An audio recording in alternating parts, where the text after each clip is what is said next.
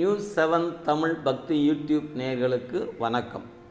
நாம் நாயன்மார்களுடைய வரலாற்றை தொடர்ந்து சிந்தித்து கொண்டிருக்கிறோம்.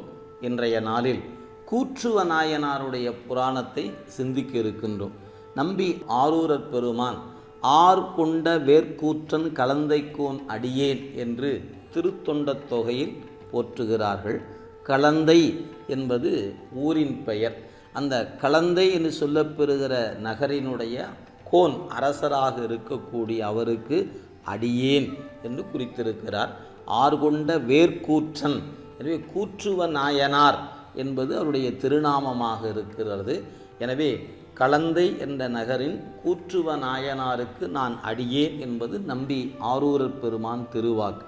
இந்த வரலாற்றை நம் சேக்கிழார் பெருந்தகை விரித்து தருகிறார்கள் 8 பாடலில். அதில் சொல்கிறார், துன்னார் முலைகள் தோல் வழியால் வென்று சூலப்படையா தம் நல் நாமம் தம் திருநாவில் நாளும் நவிலும் நலம் மிக்கார் பன்னாள் ஈசர் அடியாதம் பாதம் பரவி பணிந்து ஏத்தி முன் ஆகிய நல் திருத்தொண்டின் முயன்றார் கலந்தை முதல்வனார் என்று குறிப்பிடுகிறார். ஆக முனைகள் தோல் வலியால், போர் முனைகளையெல்லாம் தன் தோல் வலிமையினால் வென்றவர், சிவபெருமானின் மீது அன்புடையவர், இறைவன் நாமத்தை நாளும் சொல்லக்கூடியவர். எனவே தன் நாதன் நாமம் தம் திருநாவில் நாளும் நவிலும் நலம் மிக்கார். எனவே இறைவன் நாமத்தை சொல்லுகின்ற நலம் மிக்கவராக விளங்குகிறார் நம்முடைய நாயனார். தன்னுடைய தோல் வலிமை காரணமாக ஒரு சிற்றரசராக இருக்கக்கூடிய அவர் பல்வேறு வகையான பயிற்சிகளாலும் போர்களாலும் பெரும் வெற்றிகளை பெறுகிறார். அதை சொல்கிறார், அருளின் வலியால் அரசு ஒதுங்க அவனியெல்லாம் அடிப்படுப்பார் பொருளின் முடிவு காண்பு அறிய வகையால் பொலிவித்து இகழ் சிறக்க மருளும் களிறு பாய் புரவி மணித்தேர் படைஞர் முதல் மாற்றார் வெருளும் கருவி 4 நிறை வீரச் செருக்கின் மேலானார். எனவே 4 வகை படையும் மிகுதியாக பெற்றவராக பல்வேறு வகையான போர்களை வென்று வீரம் மிக்கவராக விளங்குகிறார் நம்முடைய கூற்றுவ நாயனார். வென்றி வினையின் மீக்கூற வேந்தர் முனைகள் பல முறுக்கி சென்று தும்பைத்துறை முடித்து செருயில் வாகைத்திறம் கெழுமி மன்றல் மாலை மிளைத்தவர் தம் வளநாடு எல்லாம் கவர்ந்து முடி ஒன்றும் ஒழிய அரசர் திரு எல்லாம் உடையர் ஆயினார். ஒரு கால நிலையிலே சிறு சிறு பகுதிகளாக வெற்றியை பெற்றுக்கொண்டே வந்தவர் ஒரு குறிப்பிட்ட நிலையில் சோழ பேரரசை தன்வயப்படுத்துகிறார். எனவே அதில் மணிமுடி தாங்குதல் என்ற ஒன்றை தவிர மற்ற ஆட்சியை முழுமையாக அவர் பெற்றுக்கொள்கிறார். எனவே வளநாடு எல்லாம் கவர்ந்து முடி ஒன்றும் ஒழிய, முடிசூட்டுதல் என்ற ஒன்று நீங்க அரசு முழுமையாக கைப்பற்றி விடுகிறார். இந்நிலையில் தில்லைவாழ் அந்தணரிடத்தில் சென்று எனக்கு நீங்கள் முடிசூட்ட வேண்டும் என்று அவரிடத்தில் கேட்க தில்லைவாழ் அந்தணர்கள், நாங்கள் சோழ பேரரசருக்கு மட்டும்தான் முடிசூட்டுவோம், தாங்கள் சோழ பேரரசின் மரபின் வழி வந்தவர் அல்ல, எனவே தங்களுக்கு முடிசூட்ட மாட்டோம் என்று மறுத்தார்கள். மறுத்தது மட்டுமல்ல, ஒரு குடியை மட்டுமே தில்லை பெருமானுக்கு பணி செய்வதற்காக இருத்துவிட்டு மற்ற குடிகளெல்லாம் சேர நாட்டை நோக்கி புடை பெயர்ந்தார்கள்.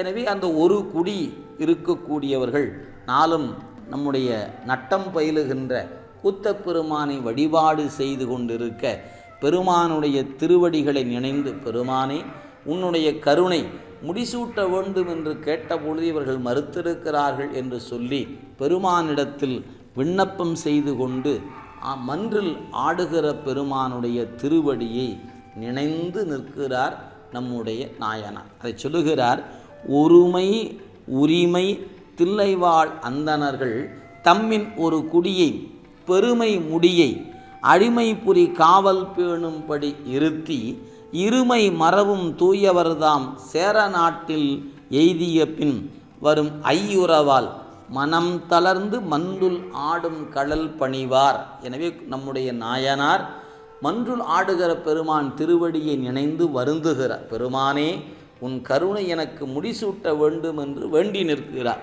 அப்படி வேண்டிய பொழுது அற்றை நாள் இரவின் கண் அடியேன் தனக்கு முடியாக பெற்ற பேறு மலர்பாதம் பெற வேண்டும்.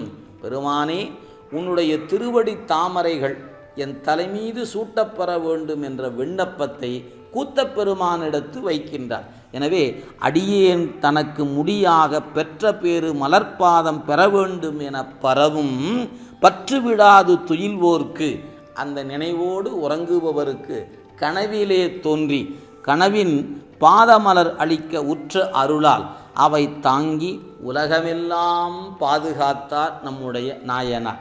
எனவே அம்பொன் நீடும் அம்பலத்து உள் ஆரா அமுத திருநடம் செய் தம்பிரானார் புவியில் மகிழ்கோயில் எல்லாம் தனித்தனியே இம்பர் ஞாலம் கலிகூற எய்தும் பெரும் பூசனை இயற்றி உம்பர் மகிழ அரசு அளித்தே உமையால் கணவன் அடி சேர்ந்தார். எனவே சிவபெருமான் கனவிலே தோன்றி நம்முடைய கூற்றுவ நாயனாருடைய தலை மீது தன் அடி வைக்கின்றார்.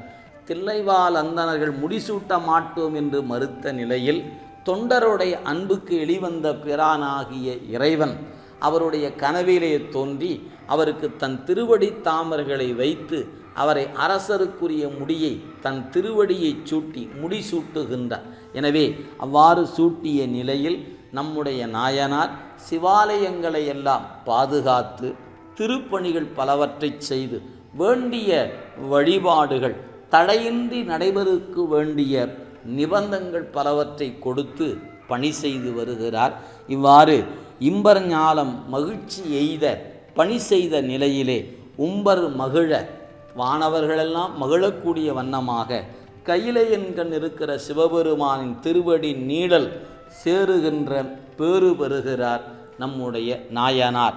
எனவே காதல் பெருமை தொண்டின் நிலைக்கடல் சொல் வையம் காத்து அளித்து கோது அங்கு அகல முயல் கலந்தை கூற்றனார் என்று போற்றுகிறார். அத்தகைய பெருமானே தன் திருவடி சூட்டிய பெருமைக்குரிய கூற்றுவநாயனாருடைய திருவடி வணங்கி நாம் நாளை மற்றொரு வரலாற்றிலே சிந்திப்போம். அன்பரு பெருமக்கள் தொடர்ந்து இணைந்திருங்கள். News 7 Tamil YouTube channel. திருச்சிற்றம்பலம்.